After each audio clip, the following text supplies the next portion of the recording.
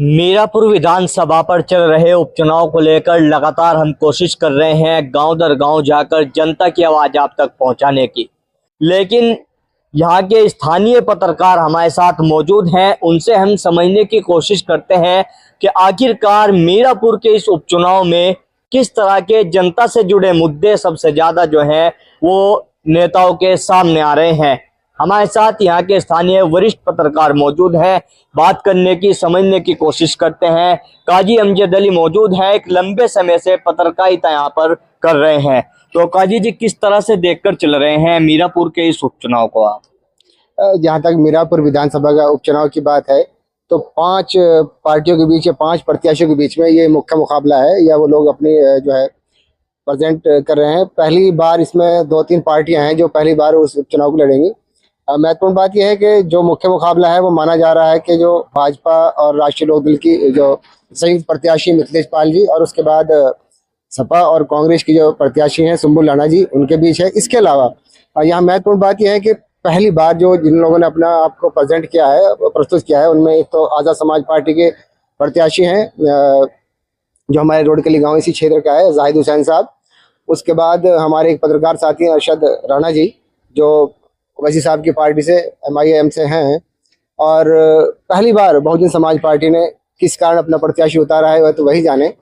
तो एक हमारे कमेड़ा गांव है लोकल का ही, वहां से हैं शाहनजर जी। तो 5 प्रत्याशी यहाँ मुख्य रूप से इस मैदान में हैं।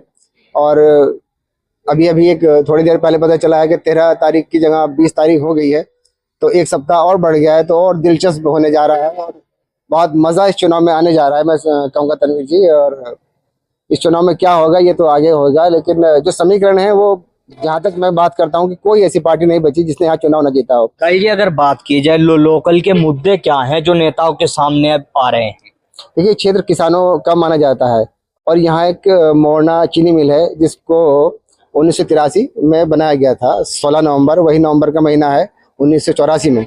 1984 में इसको बना था, लेकिन उसकी पेराई क्षमता आज तक बढ़ी नहीं है। वो 25,000 की कैपेसिटी पे चल रहा है और चूंकि गन्ना का रकबा भी कंटिन्यू बढ़ा है खादर क्षेत्र को मिलाकर, और गन्ने की पैदावार भी दिन ब दिन बढ़ रही है। उन्नत बीज आ रहे हैं, तो जो 25 क्विंटल का बीघा होता था आज वो 90-100 तक पहुंच गया है। तो पेराई क्षमता बहुत ज़्यादा जरूरी है और इस क्षेत्र के जो किसान हैं उनकी ये मांग है कि इस पेराई क्षमता को 50,000 की कैपेसिटी इसमें किया जाए। लेकिन किन्हीं कारणों से सरकार उसको वादा करती रही है, जनप्रतिनिधि वादा करते रहे हैं, लेकिन अभी तक वो नहीं हुई है। अभी कुछ हाल ही में जो है कहा गया है कि 64 करोड़ से उसका कुछ मशीनों का नवीनीकरण किया जाएगा। हो सकता है उससे कुछ पेराई क्षमता बढ़े, लेकिन उतनी नहीं जितने की जनता की मांग है। तो मुख्य मुद्दा यहाँ पे मोरना चीनी मिल को बढ़ाने का है। साथ ही कुछ सड़कें खराब हैं यहाँ पे और बहुत ज़्यादा खराब है, हालांकि उन पर कुछ काम तो चल रहा है लेकिन बहुत धीमी गति से चल रहा है। इसके अलावा जो मेन मुद्दा मैं कहूँगा वो अभी जनता के बीच भी नहीं है उतना, लेकिन महत्वपूर्ण यह है कि यहाँ एक बिहारगढ़ गाँव है। कभी वहाँ एक रावली घाट का पुल हुआ करता था जो 1983 तक चला। उसके बाद बैराज पे एक डैम बन गया और वे रास्ता बंद हो गया, तो इस इलाके की तरक्की रुक गई। और इस इलाके की तरक्की का एकमात्र साधन अगर कोई है तो वो रावली घाट का पुल दोबारा से बनाना होगा। और यही इस क्षेत्र का सपना है, कहूँगा मैं। अब वो उजागर होने लगा किसी जनता के सामने कि जो इस क्षेत्र खासतौर से मोरना ब्लॉक का जो विकास होगा वो उस पुल के बनने से ही होगा। तो मैं कहूँगा ये चीज़ें हैं। और इसके अलावा और छोटी छोटी समस्याएं हैं, जैसे कि अस्पताल हैं गाँव में, वो इतने डेवलप नहीं हो पा रहे। जो हमारे सरकारी स्कूल हैं उनमें बच्चों की संख्या तो बहुत ज़्यादा बढ़ गई, लेकिन कमरे नहीं बने हैं। बराबर में हमारा स्कूल है मोरना में, तो वहाँ उनको चाहिए कि इसमें कमरे वगैरह इसको डेवलप करें, क्योंकि बच्चों की संख्या लगातार उसमें बढ़ रही है। तो कहीं ना कहीं एक क्लास में जहाँ 35 बच्चे होने चाहिए वहाँ 125 बच्चे अगर हो जाएंगे तो उधर दिक्कत है कहीं ना कहीं। तो शिक्षा और स्वास्थ्य ये भी मुद्दे हैं कहीं ना कहीं। बिल्कुल, देखिए बता रहे थे किस तरह के मुद्दे हैं और जो नेताओं के सामने आ रहे हैं। एक और पत्रकार साथी हमारे साथ मौजूद हैं। तो मलिक साहब, किस तरह से देखकर चल रहे हैं, जैसे आप लोग फील्ड में घूमते हैं, क्या चीजें सबसे ज्यादा इस चुनाव में मुद्दा बन के सामने आई है? देखिए, मीरापुर विधानसभा का उपचुनाव 20 तारीख को होने वाला है, 13 तारीख को होने वाला था। उसकी चुनाव की तारीख जो है गंगा स्नान को ध्यान में रखते हुए सरकार ने चेंज कर दिया है, चुनाव आयोग ने। तो पहली बार ये इलेक्शन मुद्दा विहीन इलेक्शन है। जातियां हावी हो रही हैं, सभी पार्टियां जातियों को साधने पर उनका ज्यादा फोकस है, ना कि जो स्थानीय मुद्दे हैं। स्थानीय मुद्दे रालोद, समाजवादी, भाजपा, सभी पार्टियां पहले से ही बहुत पहले से चीनी मिल के विस्तारीकरण की मांग करते आ रहे हैं। घोषणा भी कई बार हुई है, पैसा भी रिलीज कर दिया गया, लेकिन जितनी क्षमता इस मिल की चाहिए उतनी नहीं हो पाई है। अब भी सुनने में आया कि ये इसका मेंटेनेंस कुछ कर रहे हैं, लेकिन पेरा ये क्षमता चीनी मिल के विस्तारीकरण का हमारे यहाँ सबसे बड़ा मुद्दा है। रही बात जो जैसा कि हमारे काजी जी ने कहा कि अगर रावली घाट पे पुल बन जाए, यहाँ से बिजनौर जो है मुश्किल से 7-8 किलोमीटर पड़ता है, 10 मिनट का रास्ता यहाँ से बिजनौर का है, लेकिन उसको जाने के लिए कम से कम 2 घंटे का रास्ता वाया मीरापुर या जानसठ होते हुए जाना पड़ता है। अगर ये पुल बन जाए तो सारे क्षेत्र के लिए इतना अच्छा हो जाएगा कि विकास की और जरूरत ही नहीं रहेगी, क्योंकि आवागमन का आसान हो जाएगा। सुखतीर्थ विकास परिषद की घोषणा कर दी गई है, पैसा भी रिलीज कर दिया है, काम भी वहां पे चल रहा है, लेकिन यानी कि ये भी एक चुनाव में बड़ा मुद्दा है, इस जो चुनाव में सामने आ रहा है। जी बिल्कुल मुद्दा है। और सुखतीर्थ में भी जो काम किए जा रहे हैं वो काफी हद तक ऐसे काम हैं जिनकी बहुत ज्यादा आवश्यकता नहीं है, क्योंकि सुखतीर्थ में वैसे तो सुखतीर्थ विकास परिषद का गठन हो गया है, लेकिन अभी भी अगर सुखतीर्थ के अंदर जाकर देखोगे गली में पानी भरा हुआ है और सड़कें अभी बदहाल पड़ी हैं, लेकिन और कई तरह के सेंटर और कुछ बनाया जा रहा है। अच्छा है क्षेत्रवासियों के लिए और सुखतीर्थ के लिए भी अच्छा है, विकास कार्य हो रहे हैं, लेकिन एकमात्र अगर पुल यहाँ से बन जाए तो यहाँ का रास्ता अब सुखतीर्थ जाकर एंड हो जाता है, तो वो अगर क्रॉसिंग हो जाएगा तो जो दिल्ली से या बाहर से आने वाले लोग हैं उनको जाने में आसानी हो जाएगी बिजनौर के लिए। बाकी किसी भी पार्टी के पास कोई मुद्दा नहीं है, जातियां हावी हैं इस इलेक्शन में, सभी जातियों को साधने में लगे हुए हैं, वो चाहे रालोद गठबंधन हो चाहे इंडिया गठबंधन हो, सभी जातियों पर ज्यादा फोकस है, ना कि क्षेत्रीय मुद्दे और जो ग्रामीणों की। इसीलिए भाजपा और मतलब सभी लोगों की नाराजगी है कि क्षेत्र का कोई प्रत्याशी हमें नहीं दिया गया, बाहर का ही प्रत्याशी दिया गया है। ये काफी हद तक दबी जुबान में लोगों के अंदर ये नाराजगी है, सभी पार्टियों में, सभी ग्रामीणों में, कि क्षेत्र का कोई भी नेता हमारे क्षेत्र का ही प्रत्याशी होना चाहिए था। बिल्कुल, देखिए बता रहे थे कि हिंदू मुस्लिम वाली जो जातीय जो समीकरण है उसको लेकर यहाँ पे चुनाव में हावी हो रहा है। हमारे साथ बालियान साहब भी हैं। नरेंद्र बालियान जी, किस तरह से देखकर चलते हैं, जैसे आप लोग जनता के बीच जाते हैं और जो नेता इस समय आ रहे हैं वो किस तरह से अपने आप को प्रेजेंट कर रहे हैं, किस तरह की बातें बता रहे हैं? आप भी आज जैसे चंदन चौहान है सुकरदाल, उन्होंने अपना गुज्जर समाज को साधने की कोशिश करी। संजीव बालियान जी आ रहे, वे जाट समाज को साधने की कोशिश कर रहे। उधर हरिंदर मलिक जी, पंकज मलिक जी, वे जाट समाज को साधने की कोशिश कर रहे। तो जातियों में ही चुनाव होकर रहेगा, मुद्दे इनके पास कुछ नहीं है। मतलब जो क्षेत्र की समस्या है उन पे बात नहीं हो रही है, केवल समाज को साधने की बात। बस वही बात चल रही है कि कौन कितना % किसे मिलेगा। हमारे क्षेत्र का मेन मुद्दा है, जैसे काई जी ने बताया शुरू में, मोरना चीनी मिल। पिछले 2022 में माननीय जयंत जी आए थे चीनी मिल मोरना में, उनके सामने पंचायत भी करी थी कि उन्होंने बस का विस्तारीकरण हो। वे विपक्ष में थे, सरकार के खिलाफ बोले, सरकार के साथ जब तक भूल गए। किसी लोकदल वाले ने या किसी भाजपा वाले ने फिर उस पर कुछ नहीं विचार करा कि भाई कि इसका विस्तारीकरण होना चाहिए नहीं होना चाहिए। किसान जहाँ था आज भी वही है, क्षेत्र में कोई विकास नहीं है। अब सांसद है चंदन चौहान, पहले विधायक थे, कुछ नहीं है। चुनाव सपा और भाजपा लोकदल प्रत्याशी के गठबंधन के बीच है, और पार्टी तो ये है थोड़ा बहुत आगे पीछे होती रहे, कुछ नहीं है। बस मैंने इनके दो के ही बीच है, यानी कि जातिवाद में बटकर रह गया है। चुनाव क्षेत्र की जो मूलभूत समस्या है उन पे बात नहीं हो रही, कुछ नहीं हो रहा। हाजीपुर गांव है, अगर आप जाने लगो तो आसानी से जा नहीं पाएंगे। अगर कीचड़ में सन के गए तो आप ये मानो कि हम हाजीपुर आ गए। खुशीपुरा है, अगर आप बाइक से जाओगे तो एक आध बार गिर जाओगे। ये हालात यहाँ के है, जगह जगह सड़कें खराब है, कुछ नहीं, कोई मुद्दा नहीं है। विकास पे कोई प्रत्याशी बात नहीं कर रहा, सिर्फ ये कर रहा कि जैसे कैसे साधे हम ना अपनी बिरादरियों को। श्यामलाल पाल जी आए हुए अपने पाल समाज को साधने आगे, मिथिलेश पाल है कि समाजवादी को कैसे वोट पाल समाज की हो, जाट समाज को किसकी ज्यादा वोट मिले, मुस्लिम प्रत्याशी को किसकी वोट ज्यादा मिला। बस इन्हीं में ही चुनाव होकर रहेगा और कुछ नहीं इनके पास रहेगा। बिल्कुल, देखिए बालियान साहब है, लंबे समय से पत्रकारिता यहाँ पे कर रहे हैं, बता रहे हैं जातिवाद में बटकर ये मीरापुर का उपचुनाव रह गया है। हमारे साथ डॉक्टर साहब मौजूद हैं। किस तरह से देखकर चलते हैं, जिस तरह से अलग अलग चीजें अभी पत्रकार साथियों ने बताई है?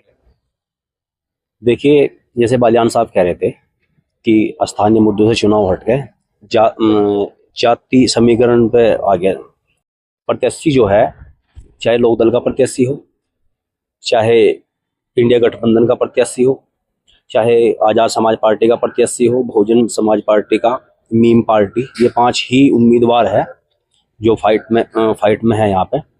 सभी का अपना अपना जो समीकरण है वो जातीय ही है, यानी स्थानीय मुद्दे दब के जातीय मुद्दे कुछ ऊपर आ गए, ऐसे ही। और बताओ कुछ। तो जैसे मतलब जातिवाद हावी हो रहा है एक तरीके से चुनाव में। हाँ, जातिवाद हावी नजर होता दिखाई दे रहा।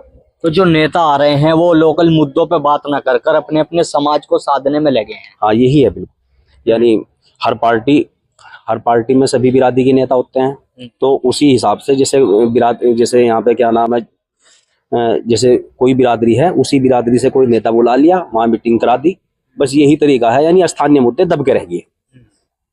बिल्कुल, देखिए जो लोकल की जो समस्याएं हैं वो कहीं ना कहीं इस चुनाव में गायब होती नजर आ रही है। काजी जी, आपसे एक बार फिर समझना चाहूंगा, जैसे सभी नेताओं को आप लगातार सुन भी रहे हैं, क्षेत्र में अब दौरे हो रहे हैं, बड़े बड़े नेता भी यहाँ पे आ रहे हैं, तो जैसे जाति में बंटकर चुनाव ये रह गया है, तो क्या आप समझकर चल रहे हैं कि इसका लाभ किस प्रत्याशी को ज्यादा मिलने जा रहा है? भाई, सामाजिक विघटन किसी भी पार्टी के हित में नहीं होएगा, क्योंकि ये आज ऐसी समस्या सामने आई है जाति के विघटन की और जाति में बांटने वाली, ये किसी पार्टी के लिए भी अच्छा नहीं होएगा। आज हो सकता हो किसी पार्टी को, किसी एक विशेष पार्टी को कोई फायदा थोड़ा बहुत मिल गया, लेकिन भविष्य में इसके परिणाम अगर ऐसा ही रहा तो बहुत बुरे होंगे। रही बात विकास की, आज नीचे से कोई चीज नहीं जाती, ऊपर से आती है। जो समस्या नोएडा के लोगों को है वो मोरना के लोगों को नहीं है, जो समस्या मोरना के लोगों को होगी वो नोएडा के लोगों को नहीं है। अब सरकार ने एक प्लान भेज दिया, वहां से पूरे प्रदेश के लिए भेज दिया। अब बदायूं में कुछ और चीजें हैं, मुजफ्फरनगर में कुछ और चीजें हैं, पूरे प्रदेश के लिए आपने कोई योजना चलाई है, तो वो सब जगह एक साथ लागू कर दी गई। जरूरत यहाँ कुछ और थी, जरूरत यहाँ पुल की थी और भेज दिया गया यहाँ पे कुछ और चीज। जहाँ खेलों के स्टेडियम की बात हो वहाँ खेल लगाइए आप, जहाँ जिस चीज की जरूरत है वहां नहीं हो पाता, तो जनप्रतिनिधि बड़ी मुश्किल में फंस गए। अभी यहाँ शिक्षा की बात मैं कर रहा था और स्वास्थ्य की बात कर रहा था, तो भोपाल का एक हमारी सीएससी है, उसको थोड़ा डेवलप चंदन चौहान जी के प्रयासों से किया गया है। लेकिन अब चंदन चौहान जी क्या करें, यहाँ की समस्याओं को विधानसभा में उठाएं, कब वो उठाएंगे, कब उस पर ध्यान दिया जाएगा, कब उस पर चलेंगी वो चीजें, इतना होते होते पूरे 5 साल चले जाते हैं। यानी ऊपर से चीजें आती है, नीचे से कोई जनता ही सुनता नहीं है। मोरना के लोगों की समस्याएं कुछ और होंगी, मुजफ्फरनगर के लोगों की कुछ और होंगी, नोएडा वालों की, गाजियाबाद वालों की, मेरठ वालों की वहाँ अलग है, वो व्यावसायिक क्षेत्र है जी। और हमारा इधर चले जाइए बिजनौर, वहाँ की समस्या अलग। तो प्रदेश सरकार को, किसी भी सरकार को ये समझना होगा, चाहे वो किसी भी पार्टी की सरकार हो, कि हमें नीचे से समस्याओं को समझना है। ये ऊपर से होएगा तो उसमें क्या होता है कि जनता के बीच में एक कुंठा हो जाती है। अब दोबारा से वो सरकार को वोट नहीं देता कि यार ये तो जिसको कहा था हमारी तो ये चीजें पूरी नहीं हुई। ये कुंठाएं आखिर कब तक चलेंगी? आजादी को 75 साल से ज्यादा हो गए जी, तो ये कुंठाएं कब तक रहेंगी कि ऊपर से कोई चीज आई और वो थोप दी गई? थोप नहीं कहूंगा मैं इसको।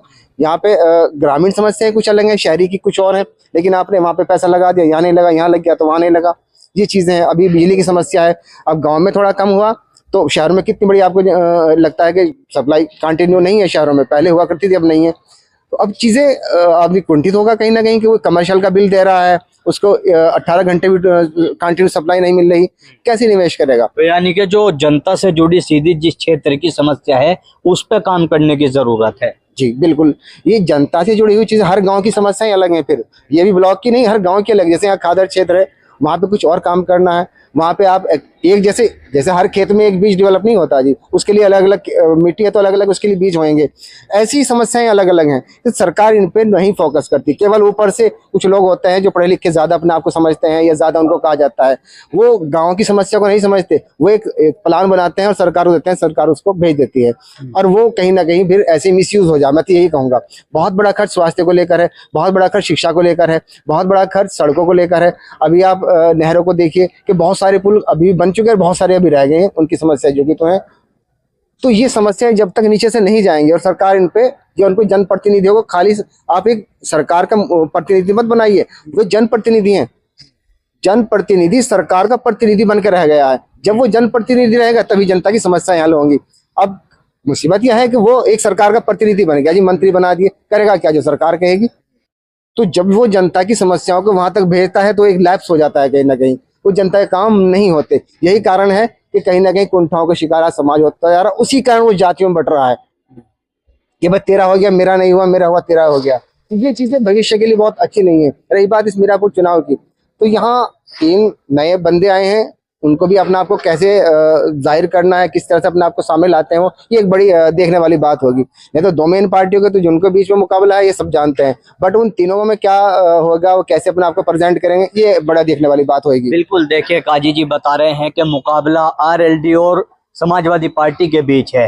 मलिक साहब, जिस तरह से बाढ़ ग्रस्त ये क्षेत्र है, हर साल यहाँ से बाढ़ की समस्या सामने आती है। अब तक जो नेता आ रहे हैं, क्या किसी ने उस समस्या को लेकर कोई बात अब तक की है? दरअसल इस क्षेत्र में तो फिलहाल आज के अगर परिप्रेक्ष्य में मैं कहूँ तो आज की राजनीति सिर्फ फोटो सेशन की राजनीति रह गई है। बाढ़ ग्रस्त हमारा क्षेत्र है, जो मजलिसपुर तो फिर में बाढ़ आती है उनकी सारी फसलें बर्बाद हो जाती है, और बाढ़ के टाइम पे कोई पार्टी कोई नेता ऐसा नहीं है जो वहां ना जाता हो, और सिर्फ फोटो सेशन हो गया और उसके बाद लोग मुआवजे के लिए और अपनी फसल की सही कीमत के लिए, या जैसे गन्ना थोड़ा बहुत बच गया उसको मिल में डालने के लिए धक्के खाते रहे। बाकी कोई नेता उनकी कोई मदद नहीं करता सभी। बाकी आज का जो चुनाव है, अगर आप प्रत्याशियों की बात करो, 5 प्रत्याशी मैदान में हैं जो मुख्य रूप से हैं, तो 5 की स्थिति ये है। आप समाजवादी पार्टी से स्टार्ट कर लो, जो कादिर राणा जी हैं वे रालोद, बसपा, समाजवादी पार्टी सभी पार्टियों में घूम चुके हैं। मिथिलेश पाल जी अभी तक भाजपा में थी, उन्होंने एक दिन पहले ही अपना इस्तीफा देके रालोद ज्वाइन किया। उसके बाद शाहनजर और जाहिद हुसैन, ये सभी लोग, अरशद राणा जी बसपा सपा सभी में, और कांग्रेस से भी वो ट्राई कर रहे थे, अब उन्हें टिकट नहीं मिला, उन्होंने पार्टी बदल दी दूसरी। तो जो क्षेत्रीय और जो जनता है उसके ना कोई सभी पार्टियां, इसमें कोई एक पार्टी का मैं पर्टिकुलर नहीं कह रहा हूँ, सभी पार्टियां इसमें दोषी हैं कि जो स्थानीय कार्यकर्ता जो दिन रात पल्ली बिछाने का काम करता है और लोगों को बूथ पर कार्य करता है, उनसे कोई फीडबैक नहीं लिया जा रहा। सभी पार्टियां एक हिमाम में सब नंगे हैं, मतलब किसी भी पार्टी को अपने कैडर का, अपने कार्यकर्ता की वो कोई फीडबैक नहीं लेते कि हमें कैसा प्रत्याशी चाहिए, किसे भेजना चाहिए। नया प्रत्याशी है, उसे टिकट दे दिया, अब कैसे चुनाव लड़ाओ। तो कहीं ना कहीं सभी ऐसा है, पार्टी से जिसकी श्रद्धा पार्टी में वो चुनाव तो लड़ाता ही है आखिरकार, लेकिन फिर भी अगर आप उससे अकेले में बैठ के पूछोगे तो उसको ये टीस है कि भाई हमारी कोई सुनवाई नहीं होती, बस पार्टी आलाकमान ऊपर से डिसाइड कर लिया कि भाई ये प्रत्याशी, इसे चुनाव लड़ाओ आप। और इसीलिए वे क्षेत्र की जनता, अब हमारे बीच का मान लो कोई आदमी होगा तो उसे हमारे बीच की एक एक समस्याओं का पता है। अब समस्याएं जो नया आदमी है उसे यहाँ की समस्या क्या पता। अब नोएडा से कोई आदमी आ गया, मुजफ्फरनगर, जैसे काजी जी ने कहा कि हर क्षेत्र वाइज समस्या अलग है, और ये मोरना और तो फिर लगभग 10-15 किलोमीटर का एरिया है। मोरने की जो समस्या है वो मजलिसपुर तो फिर में एग्जिस्ट नहीं करती, क्योंकि वो खतर क्षेत्र है, वो बाढ़ से जूझना पड़ता है, हमें तो नहीं जूझना पड़ता मोरना के। लेकिन जो लोकल के लोग हैं उनको टिकट ना देके बाहर से आने के बाद सभी कार्यकर्ताओं को दरकिनार करके पार्टियां नए लोगों को टिकट दे दिया है। सभी पार्टियों के कार्यकर्ताओं में ये नाराजगी है, तो इसका असर भी चुनाव में बिल्कुल देखने को मिल रहा है। इसीलिए ये नए नए के भाई वो रूस गया, उसे मनाने के लिए आज नेता समाज की पंचायतें हो रही हैं, ये उसी का नतीजा है। बिल्कुल, देखिए पत्रकार साथी हमारे साथ मौजूद थे जो बहुत बारीकी से इस क्षेत्र की राजनीति को भी समझते हैं और इस क्षेत्र की जो समस्याएं हैं, जो मूलभूत समस्याएं जनता से सीधी जुड़ी हुई होती हैं, उनको भी बहुत बारीकी से यहाँ पे समझते हैं, और बता रहे थे कि किस किस प्रकार की समस्या है जो लगातार अगले 5 सालों तक भी ज्यों की त्यों रह जाती है। नेता आते हैं, जातिवाद की बात करते हैं और समस्याओं पे कोई बात नहीं होती है, और वे ज्यों की त्यों समस्या हर 5 साल बाद सामने आती है।